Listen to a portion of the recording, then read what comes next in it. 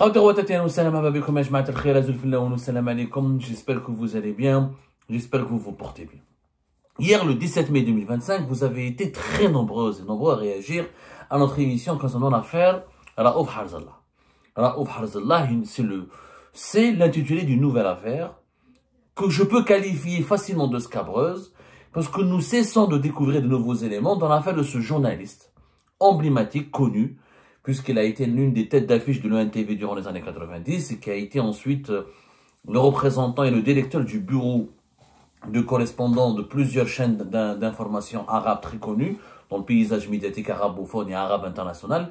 Il était le directeur du bureau d'Al-Arabi à Alger et aujourd'hui il est le directeur du bureau d'Al-Sharq News, une chaîne d'information saoudienne qui monte en puissance à la fois à Paris et à Alger. Et il est accrédité en tant que chef de bureau de la chaîne Sharq News en Algérie comme en France. En Algérie, en France, il n'a jamais eu de problème. Il se trouve que ce que nous avons raconté hier a beaucoup ému nos compatriotes, a beaucoup fait réagir. Donc, Raouf Harzallah a raconté dans un message qui a été diffusé la veille, le 16 mai 2025, comment il s'est retrouvé en Algérie au cœur d'une véritable mésaventure rocambolesque où il fait l'objet d'une interdiction de sortie du territoire national et il a passé plus d'un mois, il a séjourné plus d'un mois sur le territoire national en Algérie, dans son pays natal, pour essayer de comprendre qu'est-ce qu'il a fait, qu'est-ce qu'on lui reproche et qui a émis à son encontre une interdiction de sortie du territoire national. Ensuite, il a fini par être dégoûté, ni la justice, ni les services secrets, ni les services de sécurité, ni les gendarmes, ni la police, ni la présidence de la République n'ont voulu lui délivrer une réponse, n'ont voulu lui dire la vérité et il a fini par fuir illégalement le pays, illicitement le pays, en utilisant son passeport canadien pour rejoindre la France et pour retrouver son lieu de travail puisqu'il assure la direction du bureau de Sharq News en Algérie, en France, à Paris plus exactement. L'affaire Harzallah, elle est extrêmement compliquée, mais à la fois extrêmement extraordinaire et je veux dire extrêmement grave.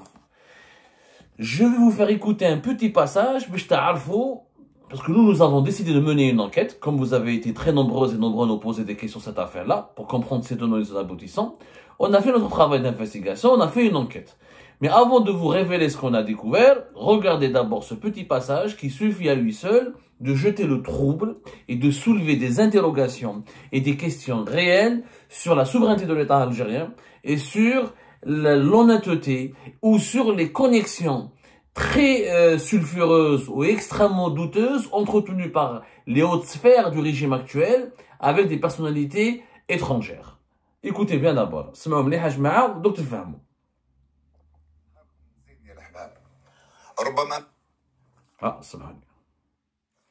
نهاركم زين يا الأحباب. ربما ما تعودتوش رؤوف حرزالله يوجه رسائل عبر الفيديو. هذه أول وربما آخر مرة أنشر فيديو موجه للسيد عبد المجيد تبون رئيس الجمهورية والقاضي الأول في البلاد. سيد الرئيس، أنا أعرفك شخصيا منذ كنت وزير للاتصال ثم وزير للسكن ثم وزيرا أولا ثم من المغضوب عليهم ثم أيضا رئيس للجمهورية وتعرفني جيدا كما أعرفك. لذلك هنا أتوجه إليك شخصيا بصفتك رئيس وبصفتك القاضي الأول في البلاد. تعلم أن عمري المهني أكثر من 34 سنة في مجال الإعلام سواء في الجزائر أو خارج الجزائر، ووجدتني الدولة الجزائرية في عديد من المحطات الكبرى وساعدتها وأفتخر بذلك وأنت تعلم ومحيطك الأمني يعلم أيضا. أنا يا سيد الرئيس ولا أدري لماذا وما هي الأسباب وما هي التداعيات وما هي الخلفيات وجدت نفسي تحت قرار المنع من السفر في الجزائر. نحكي لك القصة سيد الرئيس، لا أدري إن وصلت أسماعك أو لا، وهذه ثاني مرة أتعرض فيها لمثل هكذا قرار، وسأحكي لك عن القرار الأول أيضا. لكن رسالتي الآن موجهة إليك بصفة القاضي الأول في البلاد، يعني صحفي جزائري بعد هذه الرحلة الطويلة من العمر. صحفي جزائري يجد نفسه متهم أو صادر في حقه قرار مش عارف من وين ولماذا وما هي الأسباب. لذلك أطالبك الآن شخصيا وحسب ما ينص عليه الدستور أيضا أن تفتح تحقيقا عاجلا في قضيتي. أنا لجأت إلى وسائل التواصل الاجتماعي ومخاطبتك عن طريقها بعد أن فشلت كل الحلول. القصة باختصار سيد الرئيس، في 25 فبراير 2025 اتصل بي صديق أجنبي، وهذا الصديق له معارف مع موظفين في الرئاسة. قال لي أنك يا رؤوف ممنوع أو صدر في حقك قرار منع من السفر وأنا خارج الجزائر. Raouf Harzallah, durant les 3 premières minutes de son récit, qui a duré une dizaine de minutes, voilà, peut-être 14 minutes plus exactement, il nous explique d'emblée que c'est un ami étranger qui l'a contacté pour lui dire « Fais attention, tu as un problème en Algérie ». Voilà. La vidéo dure 14 minutes, 14:01 seconde. C'est un ami étranger. Il dit un ami étranger m'a appelé pour me dire, et cet ami étranger connaît des gens au sein de la présidence de la République, au sein du palais présidentiel d'Al-Mouradia, au sein de la présidence algérienne. Un ami étranger, ça veut dire qu'il a la nationalité étrangère, ça veut dire que c'est un ressortissant étranger, ce n'est pas un Algérien, qui informe un Algérien, Harzallah Raouf est un Algérien, à la place de la justice algérienne, à la place des autorités algériennes, à la place des services de sécurité algériens, qu'il a un problème d'ordre juridique en Algérie. Il est informé avant même ce ressortissant algérien qui est Raouf Harzallah. Nous avons mené l'enquête, nous avons vu comprendre qu'est-ce qui s'est passé. Comment se fait-il que Raouf Harzallah a un problème en Algérie alors qu'il n'est ni opposant, ni un élément classé subversif, ni un engagé politiquement contre le régime algérien, ni auteur de publications ou de vidéos qui déstabilisent ou qui critiquent, où il n'a jamais adopté la moindre position critique, frontalement critique contre les autorités algériennes. Il est pratiquement absent du débat algéro-algérien. Il s'occupe de l'actualité internationale. Il dirige le bureau à Paris, à Alger, d'une chaîne d'information internationale saoudienne qui s'appelle Al-Sharqa News. Il s'exprime extrêmement rarement sur les questions d'actualité algérienne. En fait, nous avons découvert des éléments troublants. D'abord, cet étranger qui a informé M. Raouf Harzallah qu'il a un problème en Algérie avec les autorités de son propre pays, c'est un ressortissant canadien. C'est un Canadien. C'est pas un Algéro-Canadien. C'est un Canadien qui a informé, un Canadien pur souche, qui a informé M. Raouf Harzallah qu'il a un problème avec les autorités de son propre pays. Raouf Harzallah connaît ce Canadien parce que Raouf Harzallah est un Algéro-Canadien. Il a vécu au Canada, il a immigré au Canada comme plusieurs milliers d'Algériens et d'Algériens. Il a obtenu la nationalité canadienne selon nos investigations depuis 2013-2014. Donc il est titulaire de la nationalité canadienne. Donc c'est un Canadien. C'est un Canadien pur souche qui n'est pas algéro-canadien. Il appelle un Algérien d'abord, parce que Raouf Harzallah, avant de devenir Canadien en 2014-2013, il était toute sa vie algérien. Et donc, il appelle, Raouf Harzallah est une personnalité médiatique algérienne. C'est une médiatique, elle est même une personnalité emblématique du paysage médiatique. Dans la presse arabophone et parmi les anciens de l'ENTV et dans le milieu médiatique et dans les milieux médiatiques algériens, Raouf Harzallah c'est un nom. تحبه لما تحبوش يتكرهه لما تكرهوش. Raouf Harzallah معروف, il a une autorité. Ce Canadien, c'est lui qui appelle Raouf Harzallah et lui dit, écoute, je me suis informé, des personnes au sein de la présidence de la République m'ont informé qu'on t'a émis à ton encontre une interdiction de sortie du territoire national. Fais attention quand tu vas rentrer en Algérie. Alors Harzallah n'a pas cru. Il le dit lui-même, il n'a pas cru. Comment un Canadien pourrait savoir à ma place que j'ai un problème, que j'ai une ISTN, alors comment on m'a rien notifié, on m'a jamais convoqué, on m'a jamais appelé, on m'a jamais interrogé, on m'a jamais posé la moindre question. En réalité, ce Canadien existe bel et bien. C'est un véritable étranger, un Canadien, qui a des connexions au sein de la présidence algérienne. Et il a vraiment eu l'information pratiquement le jour même ou juste l'après, dans les 24 heures qui suivent, lorsque une ISTN a été adoptée ou a été émise contre Raouf Harzallah. Maintenant, comment cet étranger a été informé? Il a été informé par quelqu'un au sein de la présidence algérienne. Donc, au sein de la présidence algérienne, il y a des conseillers, il y a des fonctionnaires qui donnent des informations sur des situations, sur des dossiers juridiques et sécuritaires, parce qu'une ISTN, c'est une mesure sécuritaire et juridique qui est censée être confidentielle, qui est censée être secrète, elle relève du secret d'instruction, et normalement, elle ne concerne que l'Algérien qui fait l'objet de cette ISTN, et que l'appareil judiciaire ou l'appareil sécuritaire qui a décidé de placer cet Algérien sous ISTN. Donc, un conseiller à la présidence, ou un fonctionnaire à la présidence, parce qu'à la présidence, il y a des conseillers, il y a des fonctionnaires, il y a des personnes qui n'en sont pas conseillers. C'est des agents de la présidence, et ça peut être des fonctionnaires, des services de sécurité, dans l'appareil administratif de la présidence, dans l'appareil sécuritaire, dans l'appareil bureaucratique, protocolaire. En tout cas, la présidence, c'est beaucoup de monde en Algérie. C'est pas que les conseillers. C'est quelqu'un de la présidence de la République, peut-être même plusieurs personnes, qui ont informé ce Canadien, qui a fuité cette information, qui l'a fait parvenir à Raouf Harzallah. Cela signifie tout simplement qu'au sein de la présidence algérienne, il y a un nid d'espions. Ça veut dire que la présidence algérienne n'est pas une institution souveraine. Ça veut dire que la présidence algérienne communique, il y a des agents au sein de la présidence qui communiquent. Il y a des personnes, il y a des individus, il y a des fonctionnaires qui communiquent des informations sensibles sur des citoyens algériens à des étrangers. Le Canada Raouf Harzallah, il a reçu une notification, ou une convocation, ou un appel de la justice qui l'informe de cette mesure de l'ISTN, c'est pas grave, l'information kharjat même bad. Mais le jour même, c'est-à-dire avant même que le concerné ne soit informé, l'étranger est au courant. Je معناتها دي intelligence avec puissance étrangère. أنا نشوف في 2020 Khaled Rarni, Monsieur Abdelmajid Tebboune, président de la République, il a diabolisé, l'a accusé d'être un khabarji parce que Khaled Rarni partait à l'ambassade de France et rencontrait Xavier Deliancourt qui était son ami. Juste parce qu'il partait à l'ambassade de France et parlait avec Xavier Deliancourt. Rado Khabarji, il a douté de son patriotisme.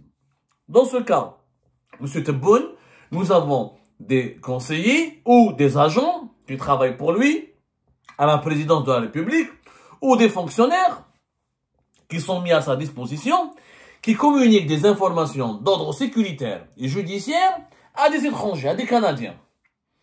هذه ماشي غير خبرجية. هذا فات الخبرجية. هذا c'est de l'espionnage. Et que va s'il est algérien Harzallah? C'est à la justice algérienne de l'informer. C'est au service de sécurité algérien de l'informer. Non, c'est un Canadien, pur souche, qui n'a rien à voir avec l'Algérie, qui l'informe. Donc, la présidence algérienne, on peut se douter légitimement si elle est fiable et si elle n'est pas noyautée et piégée par des réseaux d'espionnage étrangers.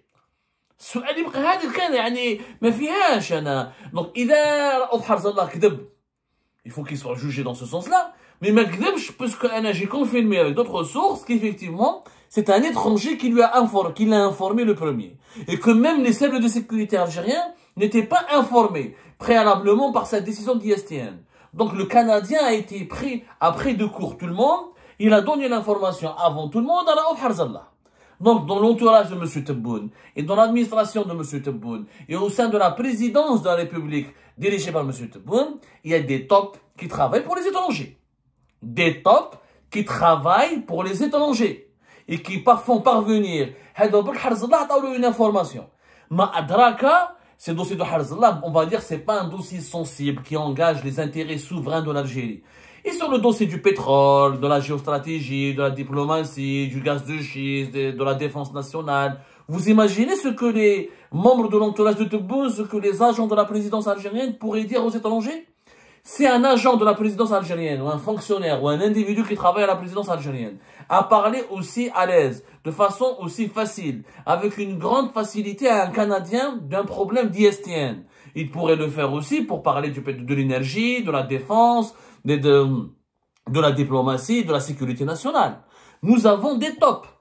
Moi, je réclame une enquête. Les services secrets algériens doivent enquêter, doivent aller à la présidence et identifier ces tops qui donnent des informations à des Canadiens sur des personnalités algériennes.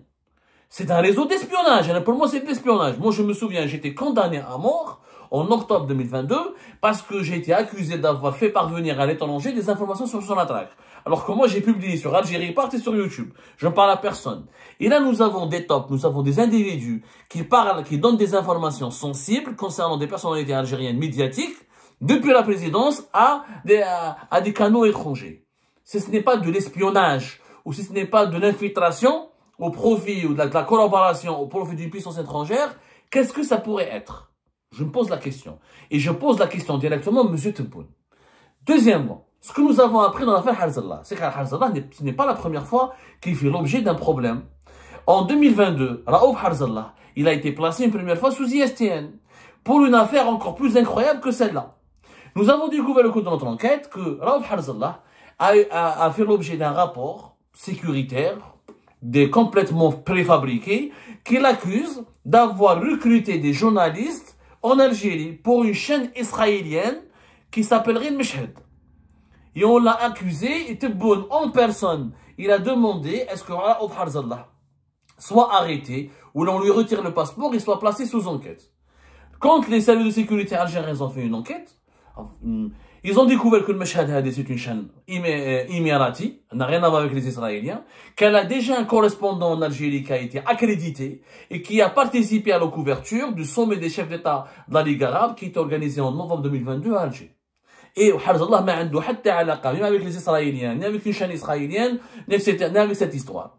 Tout simplement, il y avait un journaliste qui avait peur que Raouf Harzallah le concurrence et lui fasse de l'ombre, et qui avait peur que le Meshhed Hadi, la chaîne émirati, travaille avec lui, pas avec lui, travaille avec Harzallah et pas avec lui. Il a fait fuiter une information, une rumeur totalement malsaine et infondée, accusant Raouf Harzallah de travailler pour les Israéliens. Les services de sécurité ont mené l'enquête et finalement, c'était une rumeur totalement infondée et méchante et malsaine.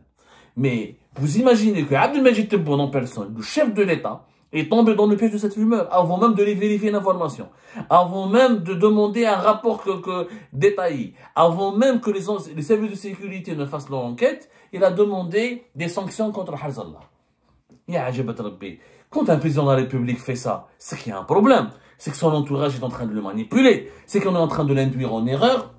On est en train de le mener en bateau. Comment peut-on imaginer qu'une chaîne israélienne puisse introduire et puisse être présente en Algérie de façon aussi facile qu'elle puisse recruter des journalistes algériens? Ça n'a ni queue ni tête.